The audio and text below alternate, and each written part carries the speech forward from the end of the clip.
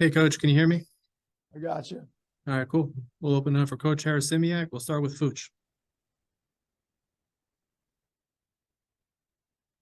Hey, Joe, just your thoughts from a young man and who grew up in Waldwick to be coaching at the Yankee Stadium, this group against Miami. Your overall thoughts and excitement.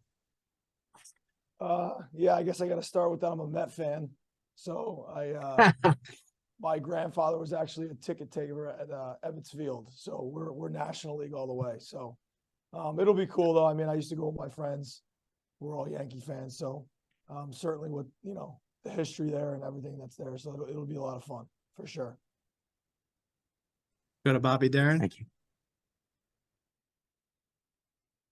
Coach, you had five defensive starters already announced they're coming back for next year. How big is that, and what kind of role did you play in talking to them kind of about their future to make that decision? Yeah, I think it's a huge, just point for the program. Where we're headed. I think when good things are going on, you have a great environment. Everybody wants to come back, and that's credit to Coach Giano. I didn't really have anything to do with that. I certainly will answer questions if they ask and give them my opinion. But I think those guys are smart enough where it didn't really get to that point. They had conversations with Coach Giano. I'm certainly happy that they're coming back, and I think it bodes well for the future. But I just think it speaks volumes to what we got going on here, with the type of culture we have and everything kind of staying on the rise. So I'm super excited about it. Go to Michael Cohen next. All right, how you doing, Coach? Quick question for you. Just your thoughts about this unit overall this year, especially up front, defensive line. You guys have been, again, one of the top in the nation. Just your thoughts about how well this group has gelled this year, and what's it to say about the development of these players this year, how they bought it in. Yeah, I think going from year one to year two, Coach talks about kind of like game one to game two, that being your biggest stride. I think certainly getting a lot of people back, a lot of experience came back, especially up front, and that allowed us just to kind of keep progressing and taking the next step. I think Big Ten football experience is key. We had a lot of guys that had the 1,000 a snap club, which we kind of talk about. We have a lot of guys that are in that. So certainly when you get into those situations that we ran into this year, I think we're more experienced in it. It doesn't surprise us as much as more on the field. And, so I would say the experience helped us out. And then certainly it always starts up front. I joke with everybody, that's not the little 10. It's the Big Ten. So our D-line has paved the way for us, stopping the run and creating opportunities in the pass game. So it starts with them. Credit to the coaches that, help them with that. And, we got one more here that we got to get after the quarterback and get after the run game. So I'm looking forward to that. Go to Chris Heidel. Hey, Coach Joe, it's Chris Idell from Herberton Radio. How you doing, bud? Good. How are you? I'm doing great. I'm glad you're moving on to some great teams in the Big Ten. Talk about Miami. What do you see in the Miami? Their offense and all that stuff. I know they don't have a great quarterback. Van Dyke transferred to Wisconsin, so you probably will see him next year. So what do you see in their quarterbacks? Yeah, just as an outfit, obviously they're extremely well coached. I think the O-line is one of the better coach groups that we're going to go against. And then certainly they're extremely explosive. I think they're up there of the teams we played. I think, up close to Maryland in terms of explosive plays over the year.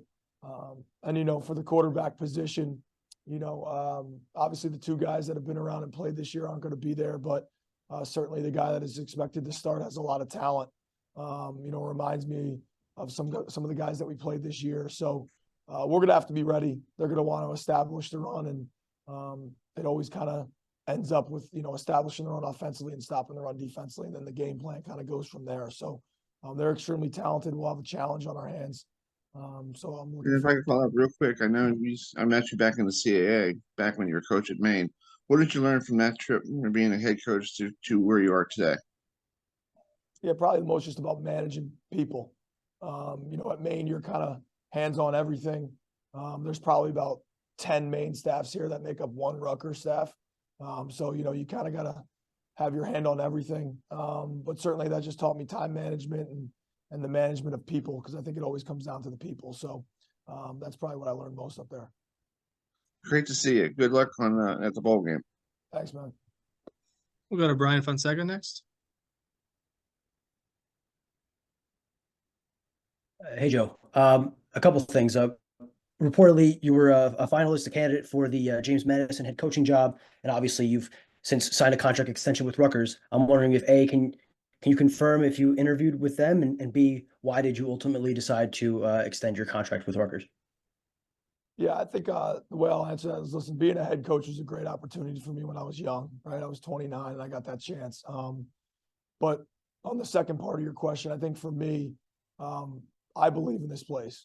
I believe in the people that run it, Coach Giano especially, and I believe in the people we have. And every decision I've ever made in my coaching career, when me and my wife started this whole adventure, was that we were going to make the decision based on the people.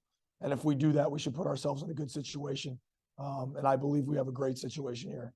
I'm excited that I was given the opportunity, obviously, to sign that. And, I'm excited about this game and being where my feet are and doing those kinds of things. And I'm just grateful that Coach Giano gave me the opportunity.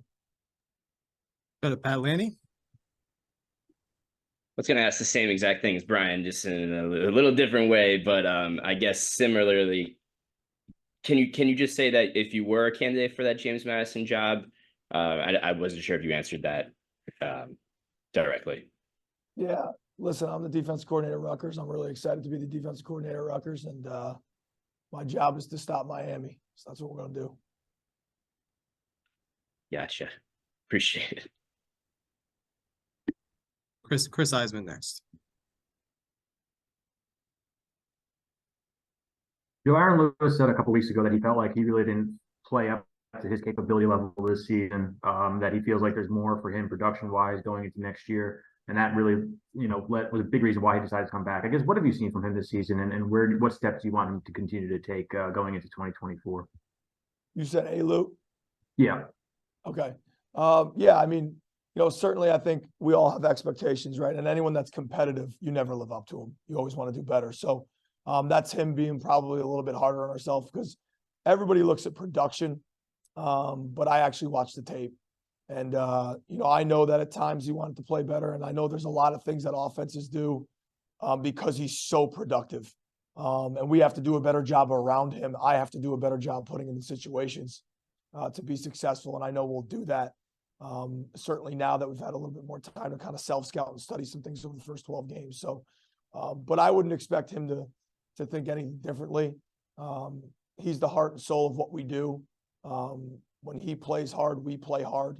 When he's vocal and leading, everybody kind of follows. I'm super excited to have him back. I mean, he's a guy that could have went. A lot of guys could have went, but I think everybody believes in this place. And that's powerful, because you got to have a belief in what you do, because if you don't have any shot. And, I'm proud of him. It hasn't been the easiest of years, from many standpoints, and he kept fighting, and I know he's going to show up in the bowl game. Go to Michael Cohen next. Just two different questions, one on the team and then one more of a personal question. As far as the impact of Mohamed Tor as well as Aaron Lewis, can you just talk about how the importance of those two guys on your defense, especially going into this bowl game? And from the personal standpoint, I heard you mention that you're a Mets fan. So what would be some of your, they've had their fair share of wins at Yankee Stadium. What are some of your favorite memories of Met games at Yankee Stadium? Yeah, more important question. Sure. Mo and A-Lou, you feel them when they play. I told the defense all the time they should be able to turn on the coach's tape and see how hard we play. Coach Giano talks about that all the time. When there's no noise, how hard does it look? And like today, they were fresh. Like our practice today was legit. I mean, they were getting after it. So that was really good to see. So we kind of, your best players set the tone. And when they're kind of down or they're not feeling well, you feel it. And the best way I can describe it is I always feel them. So I'm looking forward to that. And then, for me, I guess it would just be, we used to have a couple season tickets at Shea Stadium.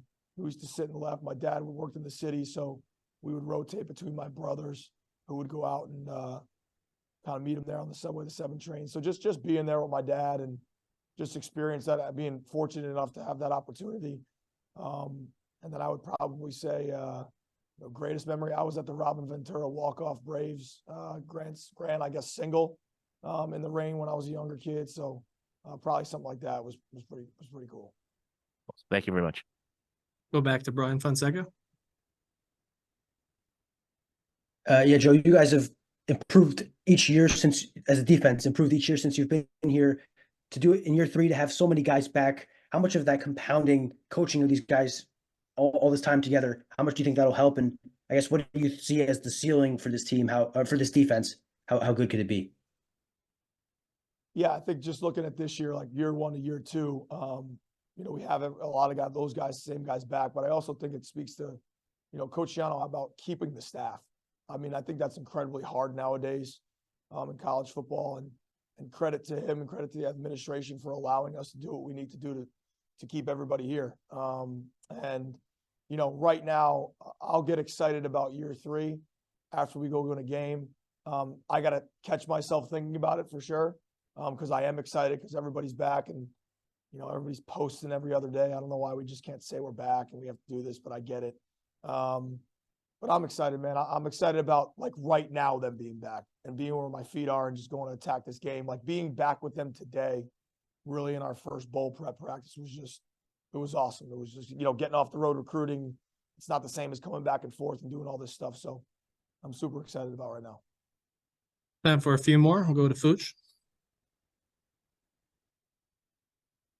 Hey, Joe, just wondering what is you about this, since they've bought into the culture. You got to repeat yourself, Fooch. You got to broke up.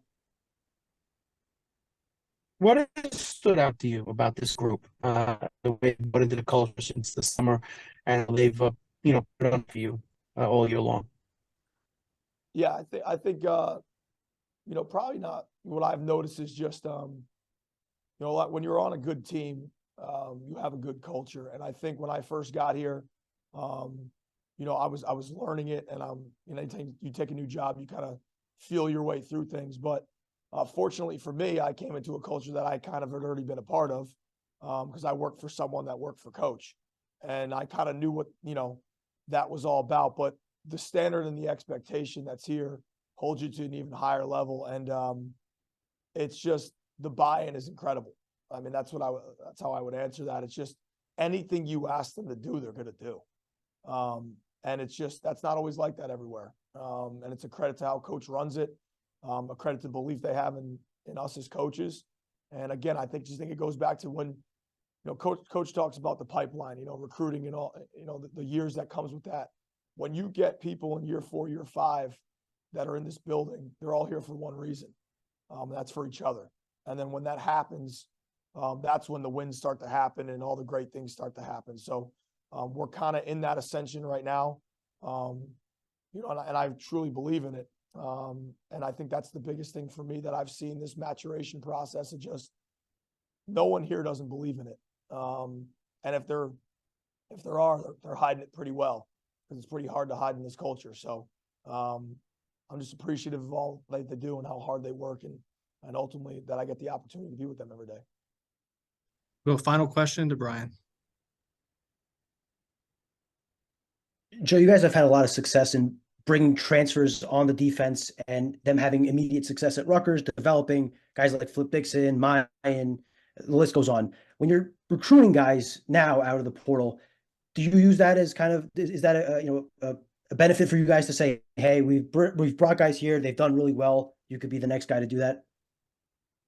Yeah, I think that speaks to, first of all, with what you're saying, like the recruiting department does a great job, like identifying, talented players. But then what we do such a good job of here, and it comes from, again, the top down, is we really invest in getting to know you. Coach talks about, if you don't love football, this ain't the place, for you. So those two guys, like just speaking about Eric and Flip, those are the two guys that really had the biggest impact. Like they love football. Like Isaiah Ayton loves football. So that was the number one thing we kind of look for. And, whatever that ends up being in the future with whoever we end up recruiting, like that's the number one thing for me. Like, do you love it? Because nowadays, everything that goes into recruiting, you kind of sometimes. I think that's what we really did a great job with last year, is just coming together as a staff and identifying who loved it.